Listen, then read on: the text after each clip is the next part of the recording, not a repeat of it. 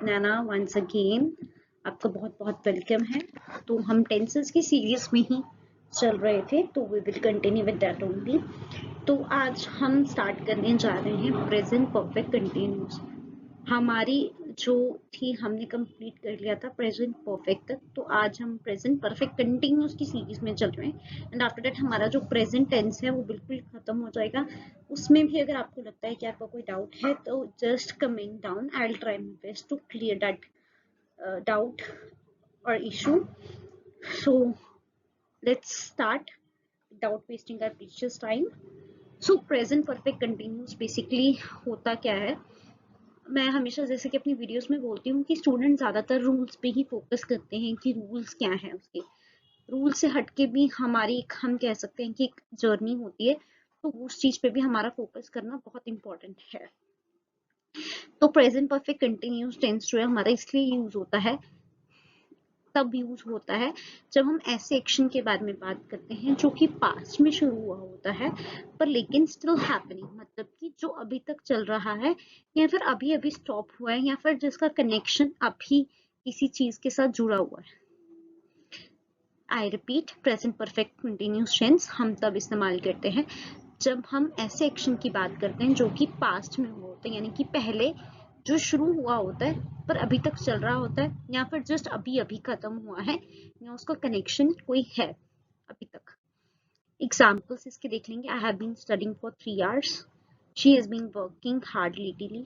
ठीक है, ये ड्यूरेशन पे फोकस करता है या फिर अनफिनिश्ड एक्शन पे।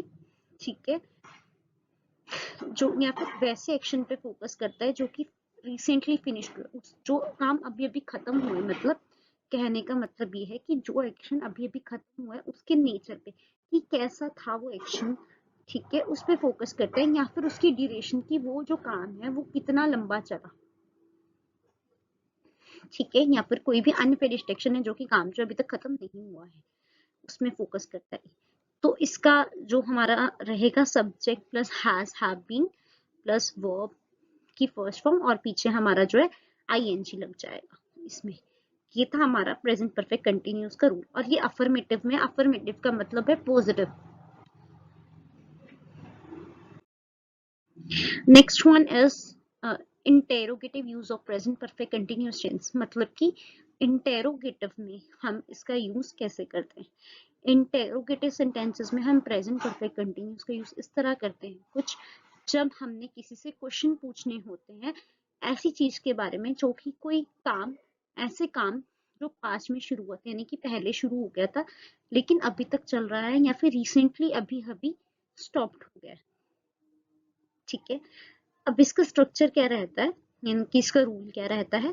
हैज हैव हमारा आगे आ जाएगा plus subject plus been plus verb की फर्स्ट फॉर्म आईएनजी। मतलब वही है कि इसमें हमारा जो है बीन आगे था जैसे नॉर्मली, बट अब यहाँ पे हमारा बीन आ गया और वर्ब की हमारी फर्स्ट फॉर्म ही रहेगी और आईएनजी लग जाएगा हमारा। Object plus time reference if needed. Time reference if needed का मतलब अगर टाइम की कोई बात आप बताना चाहो तो आप बता सकते हो, अगर जरूरत है वहां पे तो यू कैन टेल। इसके एग्जांपल्स में अगर हम बात करें तो have you been waiting for a long time, क्या तुम लंबे समय से वेट कर रहे हो। Has he been working since morning, क्या वो सुबह से काम कर रहा है। Have they been travelling for months.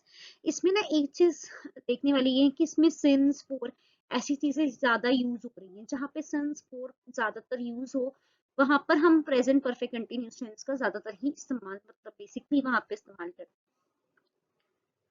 Next slide पे चलते हैं। So next slide is about negative. अब हमने इंटेरोगेटिव पढ़ लिया, अफर्मेटिव पढ़ लिया, बट अब हमें इसका ये भी जानना होगा कि नेगेटिव में इसका यूज कैसे होता है। तो हमारा सब्जेक्ट प्लस हैज के साथ नॉट या हैव के साथ नॉट, वो आपके सब्जेक्ट के अकॉर्डिंग देखकर आप लगाओगे हैज कहाँ लगता है, हैव कहाँ लगता है। एंड जस्ट कमेंट डाउन कि हैज का यूज कहाँ होता है और हैव का यूज कहाँ होगा। जो सबसे पहले कमेंट करेगा उसको मेरी तरफ से कुछ ना कुछ गिफ्ट जरूर I provide that. Been plus verb ing plus object plus time reference if needed। I have not been sleeping well lately. She has not been working much recently. They have not been coming to class since last month. वो अच्छे से नहीं सो पा रहा है कब से. She is not working much recently. वो कुछ इन दिनों कुछ इतना खास काम नहीं कर रही है. वो कुछ लास्ट महीने से ही क्लास में नहीं आ रहा है. इस सब में हम देखा जाए तो हम सिंस की बात कर रहे हैं इसमें, या फिर वही एक्शंस जो मतलब कि कब से कंटिन्यू में चल रहे हैं, वो मतलब या तो पूरे नहीं हुए हैं या फिर पूरे हो गए हैं अभी अभी जस्ट रिसेंटली या फिर अभी कंप्लीट हुए हैं. अब मेन जो है यूसेज, जिससे हमें पता लगता है कि हमने यूज कहाँ करनी है चीज. बेसिकली हम क्या करते हैं, हम रट्टा लगा लेते हैं, चीजों को अच्छे से कर लेते हैं, सब कुछ कर लेंगे, डेफिनेशन कर लेंगे, पर जब तक हमें किसी चीज की यूसेज ही नहीं पता होगी कि इस्तेमाल, हमारे पंजाबी में कहते हैं वरतो, वरतो ही नहीं, जब इस्तेमाल ही नहीं पता होगा उसका कि उसको यूज कहाँ करना है, इस्तेमाल उसका कहाँ होगा, तब तक आप टेंसेस में नहीं अच्छा कर पाओगे. एंड वन मोर थिंग, बहुत सारे स्टूडेंट्स इवन ये भी कहते हैं मेरे पास आकर कि टेंसेस के बिना इंग्लिश सीखी जा सकती है, tenses are not so important. ये वो टेंसेस के बिना यस आप इंग्लिश सीख सकते हो, बट अगर आपको एक परफेक्ट इंग्लिश सीखनी है जिसमें आप ग्रामेटिकल मिस्टेक्स के बिना और एक बेटर इंग्लिश बोल पाओ, तो उसमें टेंसेस जो है वो एक अपना अलग से रोल प्ले करते हैं. Tenses are important. हमारे पास बहुत सारे स्टूडेंट्स ऐसे आते हैं जो ये वर्ड यूज करते हैं कि tenses are very difficult, but अगर आप इसका यूसेज एक बार इसको चीजों को अच्छे से समझने की कोशिश करोगे तो tenses are very easy. Tenses से ऊपर कुछ नहीं है ग्रामर में. जिसको टेंसेस आ गए, मेरा मानना है कि उसको ऑलमोस्ट ग्रामर आ गई. वो काफी हद तक चीजों को कैच कर सकता है, अच्छे तरीके से बोल सकता है. So let's continue to the topic. Action started in the past, मतलब कि कोई भी एक्शन पास्ट में शुरू हुआ था लेकिन अभी तक चल रहा है. Still happening, still happening word हम देख रहे हैं, यानी कि अभी तक हो रहा है. ये यूसेज ये हाईलाइट करती है, यानी कि ये बताती है हमें कि एक्शन जो है वो अभी तक फिनिश नहीं हुआ है. जैसे कि she has been studying for 3 hours, वो 3 घंटे से पढ़ रही है. She started studying 3 hours ago and is still studying. हम ये भी बोल सकते हैं, ऐसे भी बन सकता है सेंटेंस, और मतलब उसने पूरा क्लैरिफाई किया नीचे कि कैसे, मतलब कि के है. We have been living in this city since 2010. हम 2010 से इस सिटी में रह रहे हैं. ठीक है, 2010 में यहाँ मूव हुए थे और अभी तक रह रहे हैं. जो पीछे जो चीज मैं बोल कर आई, ये ज्यादातर सिंस और फॉर के साथ इस्तेमाल किया जाता है ताकि टाइम ड्यूरेशन को इंडिकेट कर सके, यानी कि तो टाइम ड्यूरेशन को बता सके कि कितने टाइम ये जो चीज है मेनली चली. मेनली प्रेजेंट परफेक्ट कंटिन्यूस वही है, मैंने पहले भी बताया, अब भी एक बार रिपीट कर रही हूँ कि इसमें टाइम ड्यूरेशन पे वो फोकस करता है कि कोई चीज कितने घंटे चली. सिंस और फोर का इस्तेमाल करता है. ठीक है, या फिर बेसिकली हम कह सकते हैं कि पास्ट का कोई एक्शन था तो वो अभी तक चल रहा है. जैसे कि आपने कुछ टाइम पहले घर बनाना शुरू किया था, वो अभी तक आप बना रहे हो, है ना. या आपने 10 साल पहले इस घर में, किसी घर में आप आए थे और आप वहां अभी भी रह रहे हो. आप किसी ऑफिस में 15 साल पहले काम कर रहे थे, 15 साल से मतलब काम कर रहे हो, तो मतलब ये 15 साल पहले से आए थे और अभी भी आप वहीं पे हो, कंटिन्यू कर रहे हो, उसी जॉब रोल पे हो. तो हम ऐसी चीजों के साथ mainly present perfect continuous tense को हम यूज करते हैं. और वो जो प्रेजेंट परफेक्ट था उसमें हमने एक एक्यूरेट टाइम नहीं बताना था, उसमें हमें एक मोटा सा अंदाजा बता सकते थे, उसमें हमें एक परफेक्ट टाइम नहीं बताना था उसमें कि कौन से टाइम पे हमने ये जो चीजें हुई थी. नेक्स्ट है emphasizing the duration of an activity. मतलब कि एम्फेसाइज यानी होता है कि ध्यान देना, फोकस करना या जोर देना कि एक्टिविटी यानी कि जो भी काम है वो कितना टाइम चला, कितने घंटे चला बेसिकली. ठीक है, इसमें फोकस जो होता है वो वही है कि एक्शन कितना टाइम चला, कब से हो रहा था एक्शन, वो उस चीज पे ही फोकस करता है. जैसे कि they have been playing football for 2 hours, वो 2 घंटे से फुटबॉल खेल रहे हैं. He has been waiting for you since 5 PM, वो तुम्हारा 5 बजे से इंतजार कर रहे हैं. Action usually not completed and is still in progress, मतलब कि एक्शन जो है वो अभी भी खत्म नहीं हुआ, प्रोग्रेस में है। मतलब प्रोग्रेस का मतलब होता है कि चल रहा है, ठीक है। देखो इसमें भी अगर हम देखा जाए तो वो ड्यूरेशन मतलब कि 2 घंटे की बात कर रहा है, उसने उसने क्लियर किया कि मैं इतने घंटे से वेट कर रहा हूँ, या वो इतने घंटे से तुम्हारा वेट कर रहे हैं। उसने मेनली फोकस ड्यूरेशन पे किया है खेलने की, ना कि रिजल्ट पे, ठीक है। और इधर भी देखा जाए तो वेटिंग टाइम पे उसने ज्यादा जोर देकर बात की है। तो मतलब जब हम इसमें बेसिकली यही है कि हम कितना टाइम कोई काम जो है वो चला, उसमें ज्यादा जोर देकर बात करते हैं।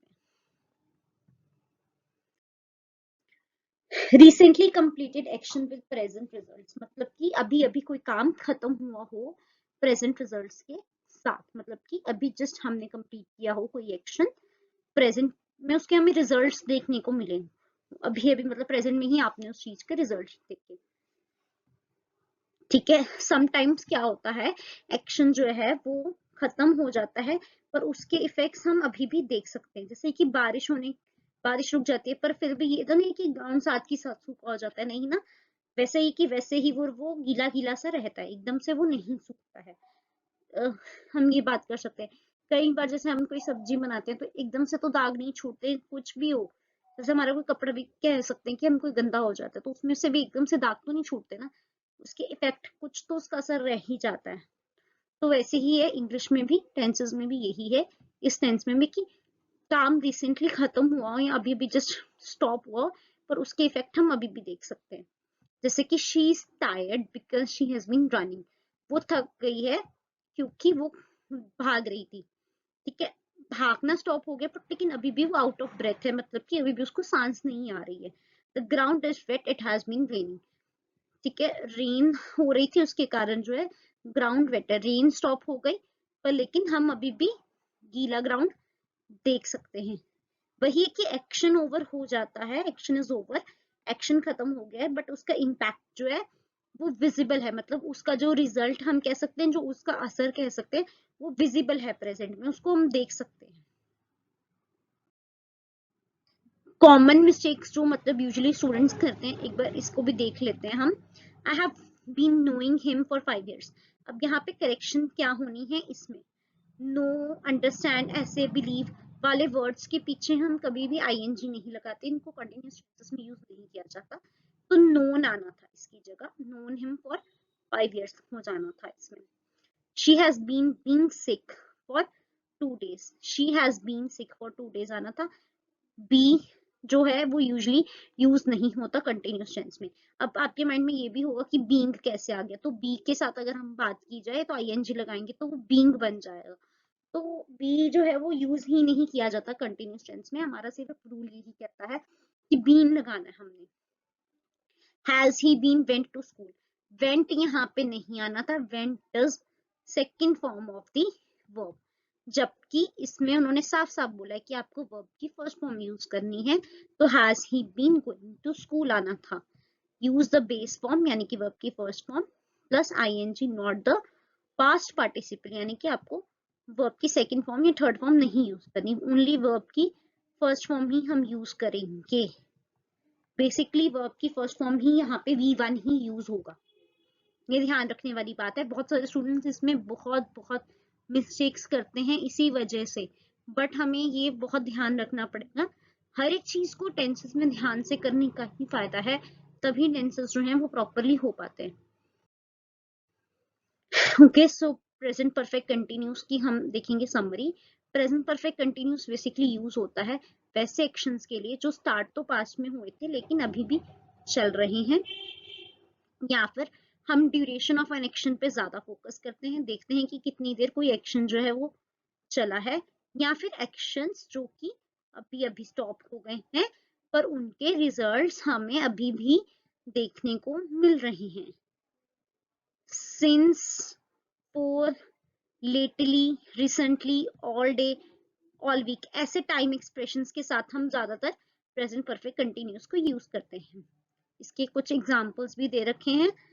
I have been working since 9 AM, मैं 9 बजे से ही काम कर रहा हूँ। She has not been feeling well lately, वो अच्छा फील नहीं कर रही है कब से। Have they been studying for long, क्या वो लंबे समय से पढ़ रहा है। So our tenses is already complete of present tense. Present tense series complete from my side. अगर आपको कोई भी छोटा सा भी डाउट है तो just let me know in comment section, या फिर आप हमें इंस्टा पे भी डीएम कर सकते हैं. मैंने पहले भी अपनी आईडी शेयर की थी. एक बार again I am telling you, speak fluently, SPEAK fluently, FLUENTLY, बीच में हमारा अंडरस्कोर आ जाएगा, IELTS करके हमारी इंस्टाग्राम पे आईडी है. आपको कोई भी छोटी से छोटी क्वेरी हो आप जरूर हमें फॉलो करो. वहां पे आपकी क्वेरी का सोल्यूशन हम पूरा देने का ट्राई करेंगे. मेरी टीम आपसे कांटेक्ट भी करेगी. And in last I want something from you all. एक कमेंट सेक्शन में प्रेजेंट परफेक्ट टेंस का एक सेंटेंस जरूर लिख के डालिएगा. I will check and I will reply, I will pin that comment. जिसका सबसे अच्छा होगा, और हमारी टीम आपसे कांटेक्ट भी करेगी उसके बाद. और फिर आपको एक दिन का फ्री क्लास मेरी तरफ से मिलेगा. एंड प्लस आपको सारे नोट्स और अच्छे अच्छे ट्रिक्स भी बताए जाएंगे कि आप कैसे इंग्लिश में परफेक्ट हो सकते हो, बेटर हो सकते हो. So that's all from my side. Thank you so much.